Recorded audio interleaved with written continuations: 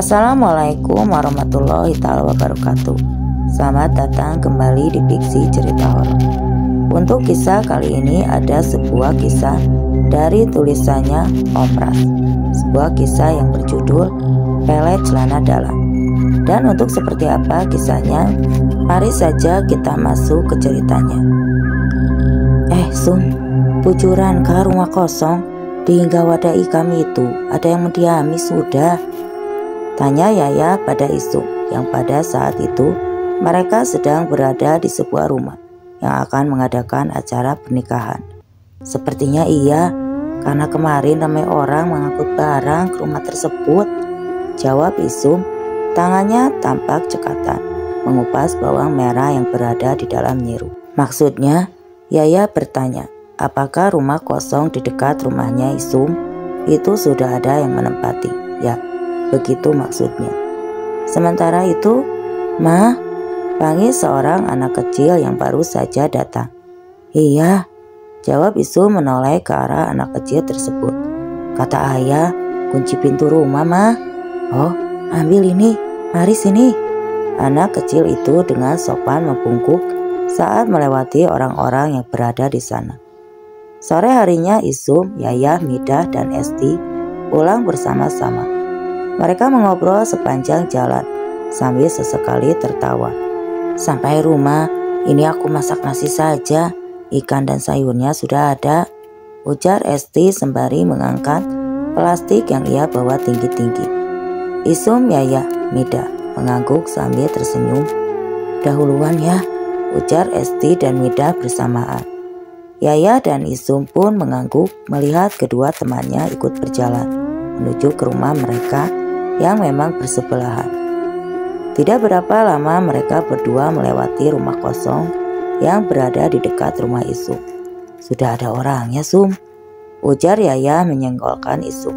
Iya, bagus dong, berarti aku punya tetangga, jawab Isum. Orangnya terlihat berbeda ya, ucap Yaya. Berbeda gimana sih? Tanya Isum penasaran. Pakaiannya seperti orang kota, jawab Yaya pelan.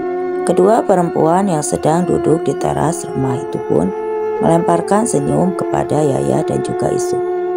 Dengan ragu mereka pun membalas senyuman dari kedua orang tersebut.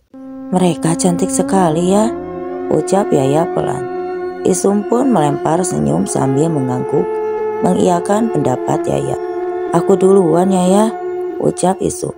Besok kita berangkatnya sama-sama. Iya Sum, nanti aku kesini. Suara azan pun terdengar dari toa masjid yang berada di tengah desa. Terlihat Isum masih sibuk menanak nasi di dapur. Uma, aku dan adik pergi ke masjid dulu ya, pamit terus kepada Isum. Iya, hati-hati ya. Beberapa saat setelah suami dan anaknya pergi, Isum mendengar suara ketukan pintu rumah yang diiringi dengan suara seseorang memanggil. Setelah Isum membuka pintu rumahnya tersebut, terlihat dua perempuan yang merupakan tetangga barunya. Ini Kak, kami sengaja masak banyak, soalnya kami ingin berbagi ke tetangga-tetangga sekaligus untuk berkenalan, ucap kedua perempuan itu. Alhamdulillah, terima kasih Dik. Ya sudah, ayo masuk dulu. Keduanya itu pun tersenyum dan mengangguk. Keduanya kemudian masuk ke rumah mengikuti Isum. Kalian hanya berdua saja Kak? Tanya Isum seraya menyodorkan 2 gelas teh hangat untuk tetangga barunya tersebut. Ingki Kak, kami hanya berdua saja. Rencananya kami berdua ingin buka usaha seperti warung-warung di sini. Di sini kan ramai batu bara. Mungkin barangkali ada rezeki kami usaha di sini Kak, jawab salah satu wanita itu. Nama kakak siapa Kak? Tanya wanita satunya pada Isum. Nama kakak Isum, kalau nama adik-adik ini siapa? Biar nanti enak manggilnya. Ulun Fitri, saya Fitri, kalau dia ini Desi, jawab wanita cantik itu. Fitri, wanita cantik, kulitnya kuning langsat, tubuhnya langsing, rambutnya pirang, bulu matanya lentik, mempunyai tai lalat kecil di pipinya, memiliki senyum yang sangat manis dan hidung yang mancung. membuatnya terlihat semakin cantik. Tak kalah dengan Fitri, Desi memiliki gigi gingsul yang lesung pipinya membuat terlihat sangat manis bila tersenyum. Bibirnya yang seksi dan dagunya yang manis semakin menonjolkan kecantikannya. Sejak kunjungan mereka malam itu ke rumah Isum, kini mereka bertiga terlihat mengobrol sangat akrab dan sering mengobrol bersama. Bahkan tak segan-segan Isum menyuruh suaminya untuk membantu kedua tetangga baru mereka itu untuk membuat warung di depan rumah yang baru mereka tempati. "Nah, itu barangnya sudah datang, Kak," ujar Fitri mencolek lengan Isum dan menunjuk ke arah dua tukang ojek yang membawa penuh barang-barang. Isum dan suaminya membantu mengangkut barang-barang itu masuk ke dalam rumah Fitri dan Desi. Barang-barang itu disusun rapi di sudut ruangan. "Kalau mejanya hari ini selesai, besok kami sudah bisa jualan, Kak," ucap Desi sambil tersenyum ke arah Isum dan suaminya bergantian. "Kalian tenang saja, kakak kalian ini jago kalau masalah pertukangan. Meja ini pasti selesai dibuatnya," ujar Isum. Fitri dan Desi tersenyum dan mengangguk. "Kakak mau pulang dulu ya, Dik? Mau memasak dulu," ujar Isum kepada kedua tetangga barunya yang cantik itu. "Inggih, Kak," jawab Desi dan Fitri bersamaan. Malam sudah semakin larut, namun kesibukan dari rumah tetangga Isum masih terdengar. Sekitar pukul 10 malam barulah suami Isum pulang dengan tubuh dan wajah yang tampak lelah. "Mejanya sudah selesai ya?" tanya Isum sembari bangun dari tempat tidurnya. "Iya, baru selesai. Tadi sekalian bikin kursi dan tempat menggantung kopi sasetan." "Oh iya, kamu mandi dulu atau mau langsung makan?" tanya Isum. "Mandi dulu saja, aku sudah lengket." Sementara suaminya mandi, Isum ke dapur mempersiapkan makan untuk suaminya. Di sisi lain, "Mau kemana, Kak?" ujar Desi menyapa Isum. "Mau ke rumah teman, Dik. Ada sesuatu yang mau dikerjakan," jawab Isum seraya tersenyum. "Oh, inggih, nanti kalau pulang mampir ke sini ya, Kak," jawab Desi sambil menyusun dagangannya. Isum pun tersenyum. Lalu kemudian dia pun berlalu begitu sangat cepat. Warung milik Fitri dan Desi pun diserbu orang-orang. Pelanggannya yang kebanyakan adalah seorang lelaki itu pun mulai menimbulkan berbagai gosip di kalangan warga desa. Terlebih lagi warung tersebut buka sampai 24 jam dan penjaganya pun bergonta-ganti. Jumlah wanita yang ada di rumah itu sekitar kurang lebih ada 6 orang. 4 orang selain Desi dan Fitri merupakan orang baru yang baru dibawa oleh kedua wanita itu. Isum sendiri sekarang sudah jarang berkunjung ke rumah Desi dan Fitri sebab Isum dilarang oleh suaminya. Di sisi lain, wah, benar-benar ya, itu warung bukanya sampai 24 jam, yang jaga semuanya perempuan lagi, ujar yang ada hari itu sedang berada di rumah Isum. "Terus kenapa?" tanya Isum seraya membuka tutup toples kerupuknya. "Seperti warung Jablay menurutku," ucap Yayah lalu tertawa. Tetapi di dalam hatinya, Isum memang berpikiran seperti itu. Mungkin itu sebabnya suaminya melarang supaya Isum tidak sering-sering ke rumah Desi dan Fitri. Di tengah mereka asik sedang mengobrol, tiba-tiba saja mereka melihat beberapa orang wanita yang mengamuk sambil mengumpat, memarahi orang-orang yang ada di warung tersebut. "Nah, itu mamanya Rizda. Kenapa ya, Sum?" tanya Yayah kepada Sum. "Lah, mana aku tahu? Dari tadi kan aku di sini sama kamu," jawab Isum sambil berdiri dan berniat menghampiri keributan itu. "Gara-gara warung kalian ini, suamiku tidak lagi memberikan uang. Makanan dan minuman yang kusiapkan tidak lagi disentuhnya. Dia selalu saja ingin kemari. Sebentar-sebentar selalu ingin ke sini untuk menghabiskan uang. Anaknya di rumah tidak pernah dia pikirkan," ujar wanita yang dipanggil dengan sebutan Umar Rizda tersebut. Ketiga temannya yang ikut melabrak warung tersebut pun tentu saja membela Umar Rizda Yayah dan Isum yang menonton keributan itu menjadi saling pandang. Waduh, sampai segitunya ya abahnya Risda itu, ujar Isum. Ah, aku sih nggak kaget Sum. Abahnya Risda itu kan emang dasarnya buaya. Ih, berarti istrinya juga yang salah. Kalau memarahi orang itu, harusnya dilihat dulu suami kita itu seperti apa kelakuannya. Kalau ibaratnya, kalau kita tidak membuka pintu, tidak mungkin orang lain akan masuk. Yayah pun hanya mengangguk membenarkan. Ih, tapi kita kan juga nggak tahu ya cerita aslinya seperti apa. Mungkin saja anak buah Fitri dan Desi itu memang menanggapi rayuan laki-laki itu. Isum pun mengangguk. Semoga saja suami kita tidak seperti itu ya. Suamimu hati-hati Sum. Mana rumah kalian dekat ini, bukan Fitri dan Desi. Takutnya anak buahnya itu. Kita walaupun suami jinak tetap harus dijaga. Jangan sampai diambil orang, ujar Yaya. Ih, jauh deh akan bala. Jangan sampai kejadian. Perkelahian di warung milik Fitri dan Desi itu pun semakin memanas saat abahnya Risda datang dan memarahi istrinya di depan umum. Beberapa orang yang masih duduk santai di warung itu mencoba untuk melerai perkelahian pasutri tersebut. Terlebih ketika abahnya Risda mulai melakukan kekerasan kepada istrinya.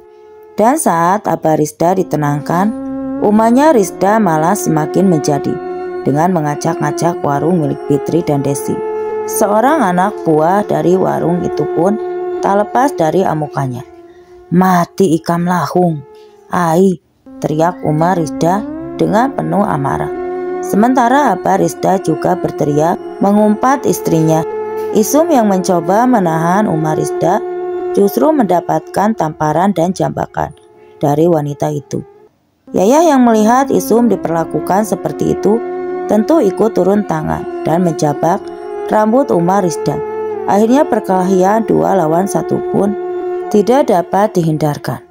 Bungu banar, teriak Yayah, tangannya masih dalam keadaan menarik rambut Umar Risda. Setelah beberapa saat ketiganya berkelahi, akhirnya mereka dipisahkan oleh orang-orang yang berdatangan setelah mendengar adanya keributan di warung itu. Napas Yayah dan Isum masih tidak beraturan. Keduanya seakan ingin menghajar Risda, orang yang memulai perkelahian tersebut. Matamu bengkak ya? Apa nggak apa-apa? Iya Sum, semoga saja nggak apa-apa. Itu juga wajahmu Sum, berdarah-darah, terkena cakaran, ucap Yayah sambil menunjuk ke arah pipinya Isum. Gak apa-apa ya, ini cuma luka cakaran. Habisnya aku kesal sama dia. Kita yang mau melerai, mana kena batunya. Aku tuh benar-benar kesal. Orang cuma mau melerai dia saja supaya tidak menjadi-jadi. Malah kita juga kena batunya, ujar Isum. Mungkin itu sebab sampai suaminya tidak tahan di rumah, ujar Yayah. Andai aku tahu begini jadinya, tidak akan aku mau melerai, ujar Isum meringis. Hari demi hari berlalu, semakin sering saja perkelahian terjadi antara pihak warung dan beberapa istri pelanggan di tempat itu. Isum yang tidak mau terlibat lagi hanya melihat perkelahian itu dari rumahnya. Kamu dari warung itu? Tanya Isum tanpa basa-basi pada sang suami yang baru saja pulang ke rumahnya. Iya, mereka memintaku untuk membenarkan meja dan kursi, jawab suaminya. Isum menatap suaminya dengan tajam. Ia juga mencium aroma lembut parfum di tubuh lelaki itu. Tak pernah kamu memakai parfum. Kenapa malam ini tercium bau parfum?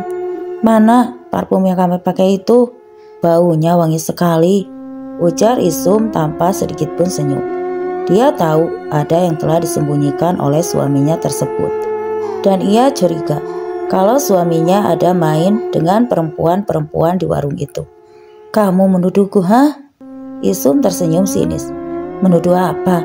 Aku kan bertanya parfum apa yang kamu pakai, karena wanginya bau sekali. Lelaki itu pun tak lagi menjawab, lalu meninggalkan Isum yang menatap dengan tajam padanya. Di sisi lain, suasana malam itu tampak berbeda.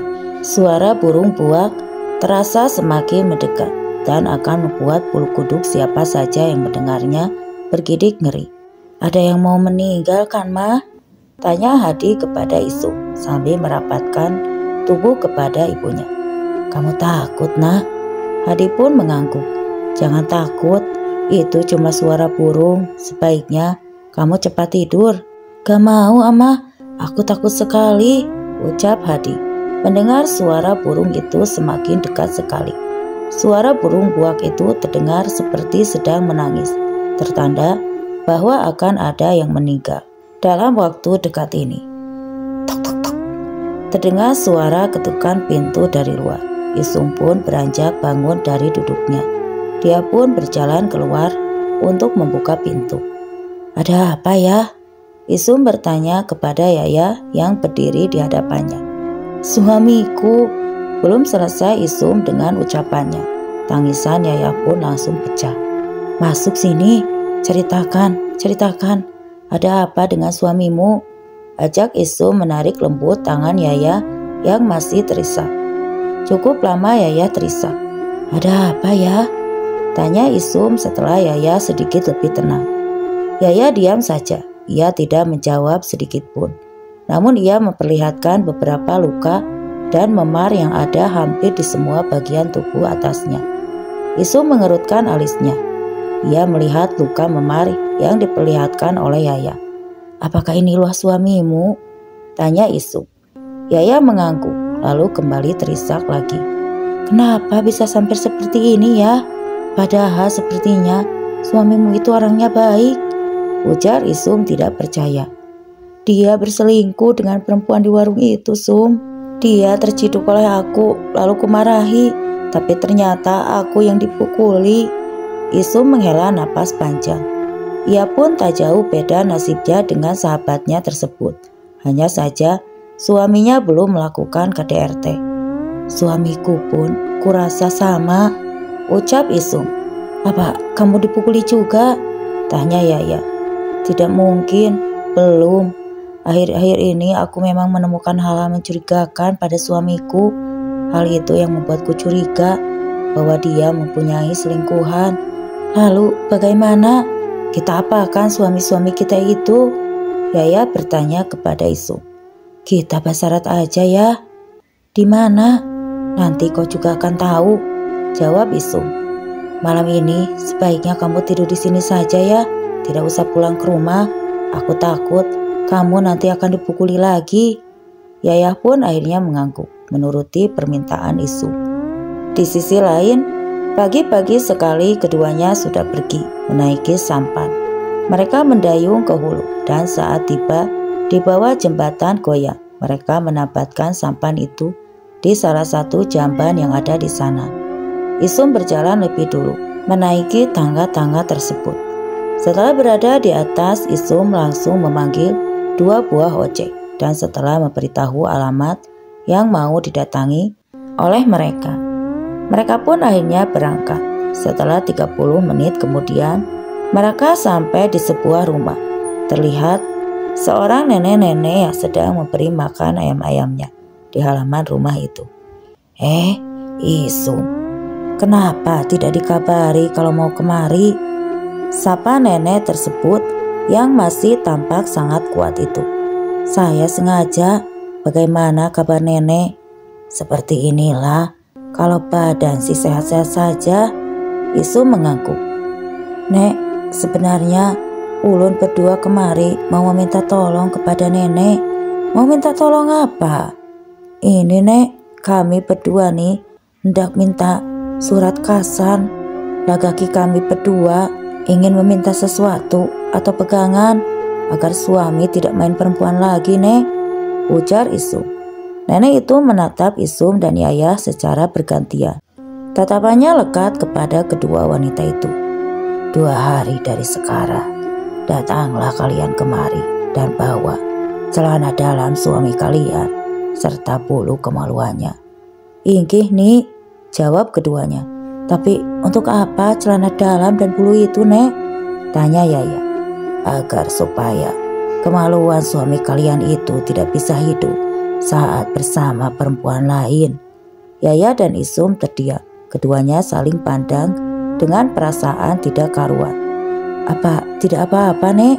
Tanya Isum. Tidak mati selajur, Pang.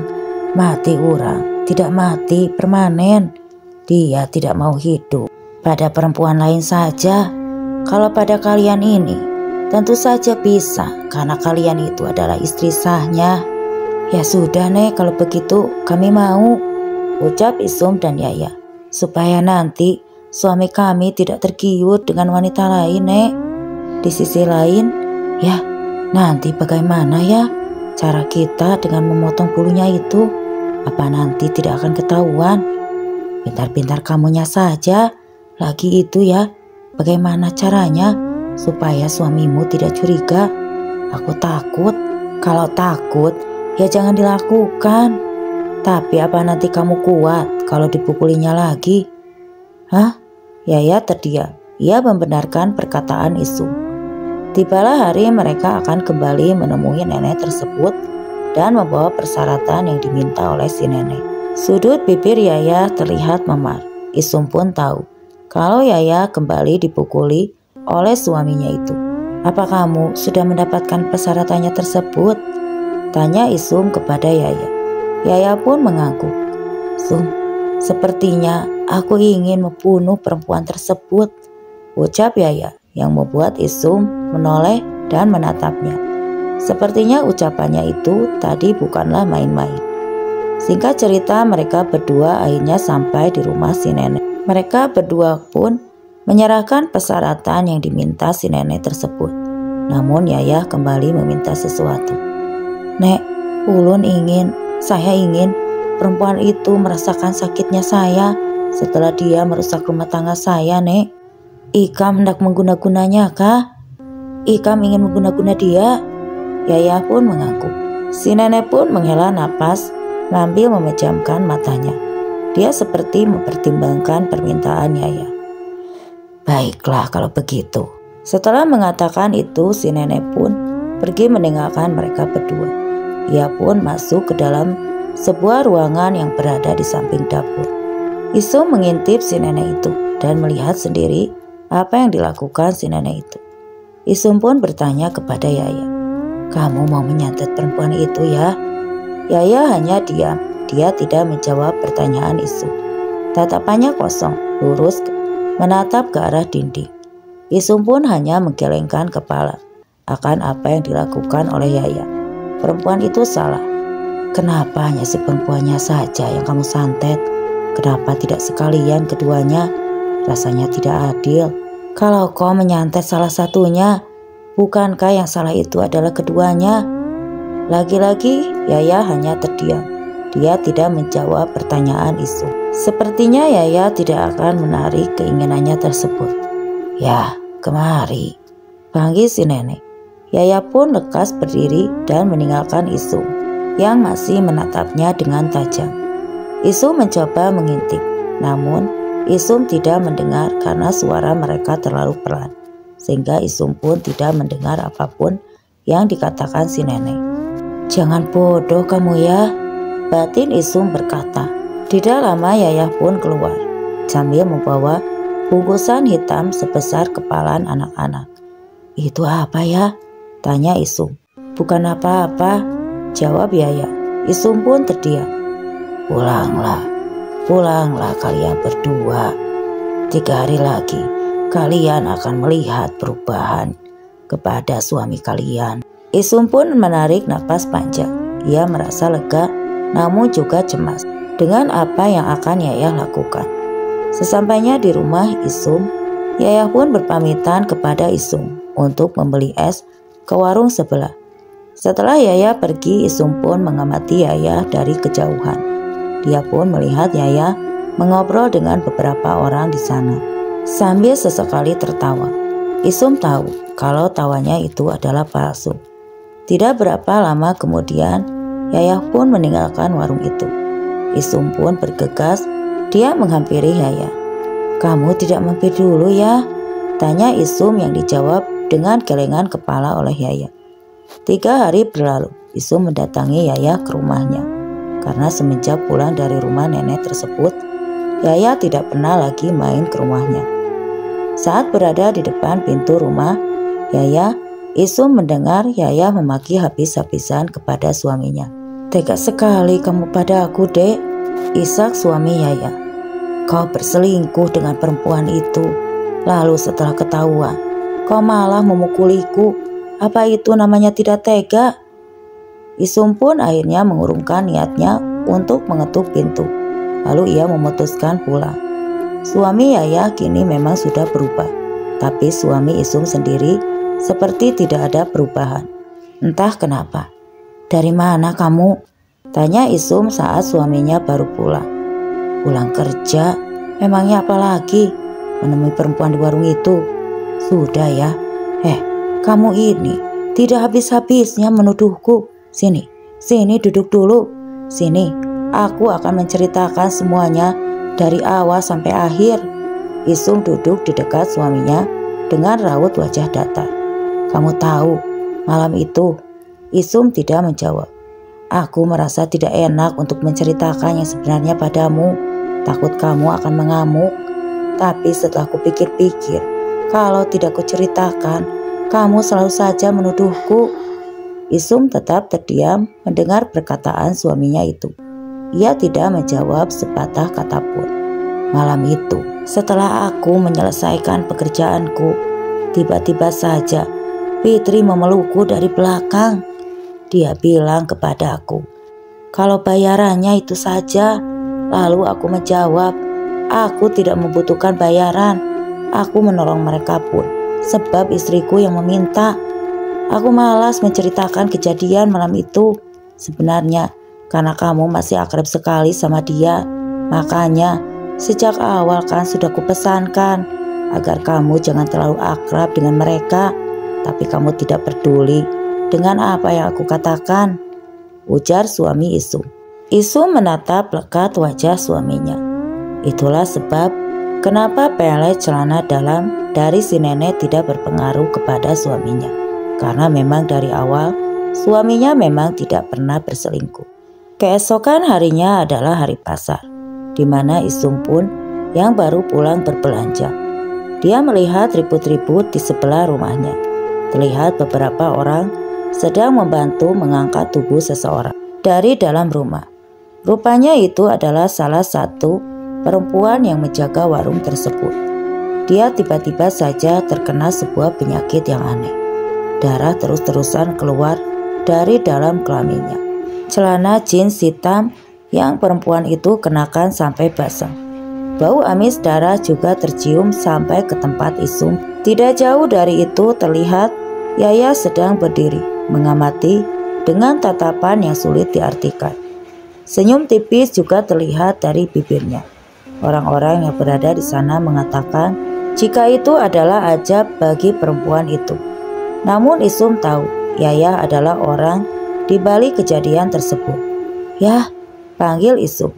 Yaya menoleh. "Aku ingin ke rumahmu ngantar ini, tapi ternyata kau tidak ada di rumah." Isum menatap satu plastik putih kecil berisi ikan sepat asin yang berada di tangan Yaya. "Kita ke rumahku yuk," ajak Isum.